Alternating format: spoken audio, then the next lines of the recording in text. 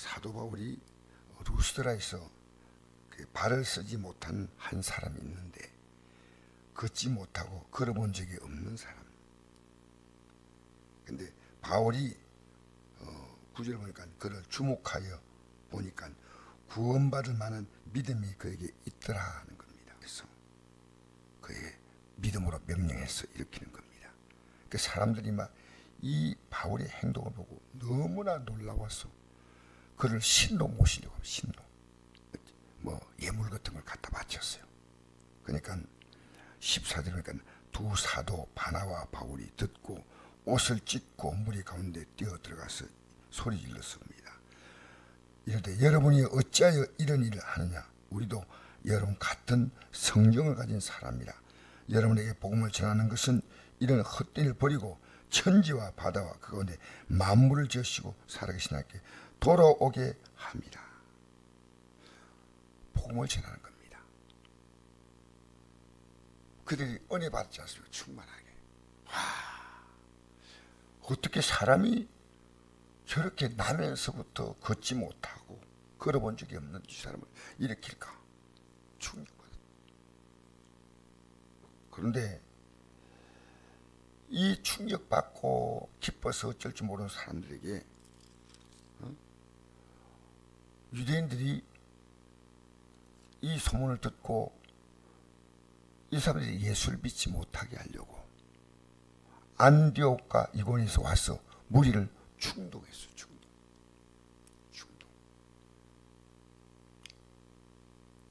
그러니까 이렇게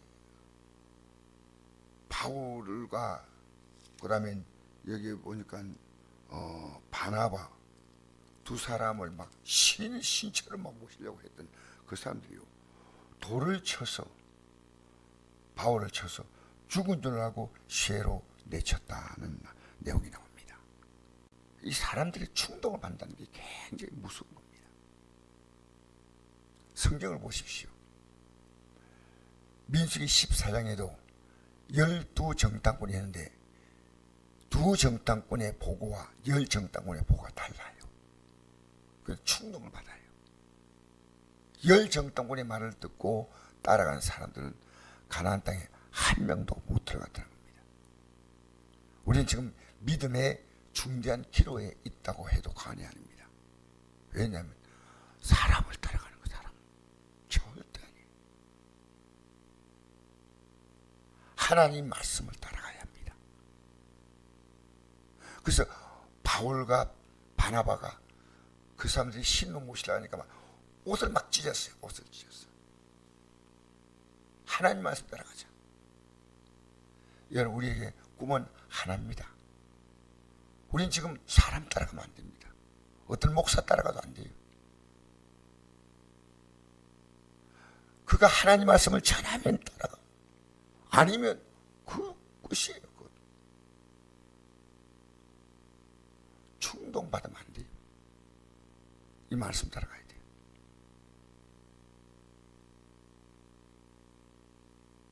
제가 어제 어떤 목사를 만났는데 그 목사님이 나보고 이런 얘기를 하시는 겁니다. 제가 고등학교 때인가 은혜를 받았는데, 은혜를 받아. 이젠 제가 주님만 바라보고 살겠다. 오직 이 하나의 꿈을 가질 때, 오직 주의 말씀만 따라 산다.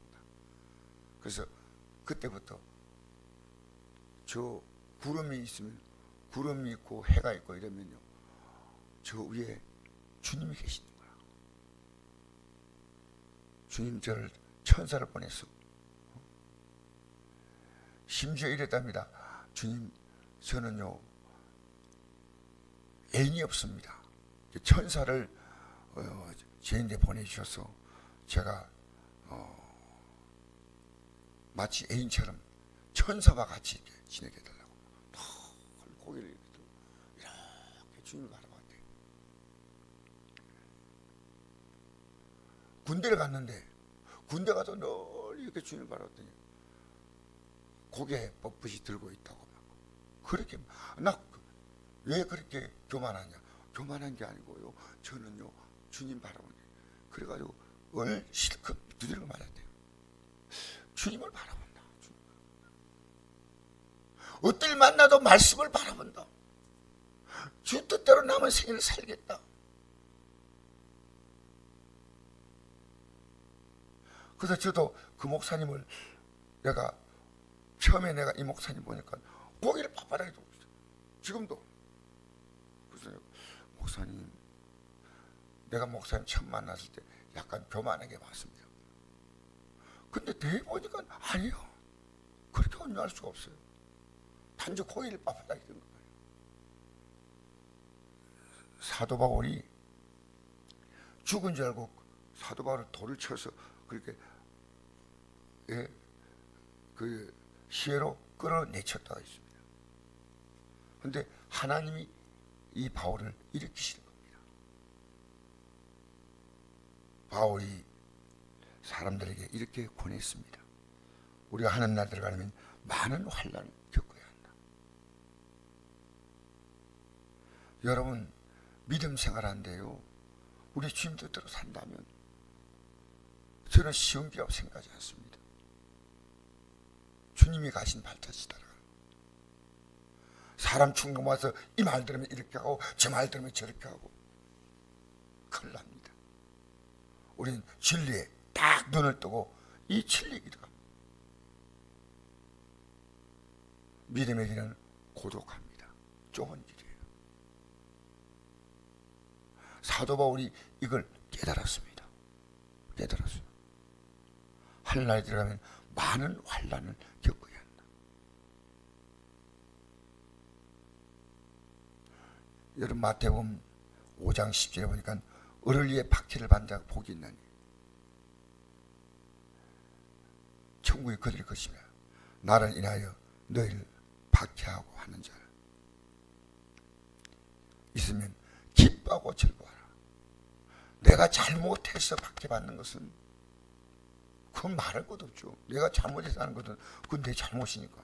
그러나 주님 뜻대로 살려면 박해받아요. 여러분, 이 땅에서요, 우리는 두 가지 가운데 하나입니다. 아무리 하나님의 종들이 위대하게 보여도요, 여러분, 그의 입에서 하나님 말씀이 바로 선포될 때까지죠. 아니면 따르면 안 됩니다. 우리는 이 진리를 따라갑니다. 그래서 우리 기도가요, 이 진리를 따라갈 때 우리 기도가 응답되는 거예요. 우리 주기도문에 보십시오. 뭐라고 합니까? 하늘에 계신 우리 아버지여, 이름이 거룩히 여김을 받으시오며, 받으시오며. 그게 기도의 시작입니다. 그러면 내 삶을 통해 하나님의 이름이 거룩히 여김을 받지 못하면 그걸 회개하고 출발한 겁니다. 그 회개가 굉장히 중요해요. 그러면 뒤에 뜻이 하늘에서 이루어진 같이 땅에서도 이루어지이다. 오늘 우리에게 일용할 양식을 달라는 거예요. 일용할 양식이 뭡니까? 살아가면서 우리가 필요한 양식은요, 양식도 필요하지만 먹을 수 있는 건강도 필요해요. 아무리 있어도 못 먹을 수 있습니다. 일용할 양식에는 건강과 우리 삶의 모든 여건들을 다 말하고 있는 거예요. 우리가 우리에게 죄 지은 자를 사여 주옵시고, 여러분, 죄를 지었다면 그 사람은 회개하면 얼마든지 용서해야 됩니다. 우리를 시험에 들게 하지 마옵시며 다만 악에서 구하옵소서. 다만 악에서 구하옵소서. 나라와 권세와 영광이 영원히 아버지께 있사옵나이다. 아멘. 이 주기도문의 첫 단추가 거룩함이에요.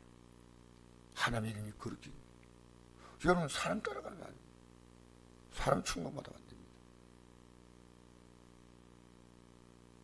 어제 그 목사님이 이런 얘기 하더라고요. 목사님, 성도 수가 적든 많든지 중요한 게 아니고요, 주님 다 바라보고 말씀 바라보고 가면요, 그게 목회의 길입니다. 그분은 저보다 목회의 선배입니다. 우리는 사람 바라보고 환경 바라보고 가지만 주님만 바라보고 가죠. 주님 바라보고 말씀 따라가자는 거예요. 이게 말씀이 합당하냐 아니냐 이겁니다. 그러니까 하나님이요, 그 삶을 다 채워 들어갑니다. 우리는 지금까지 지내온 것 주님의 은혜입니다. 앞으로 이 은혜 가운데 살다가 간대. 여러분, 우리 하늘나라 들어가려면 이 믿음의 길을 가는 데 있어 핍박도 받습니다. 그러나 이 길을 가는 자에게 마지막 영광이 있는 줄 믿습니다.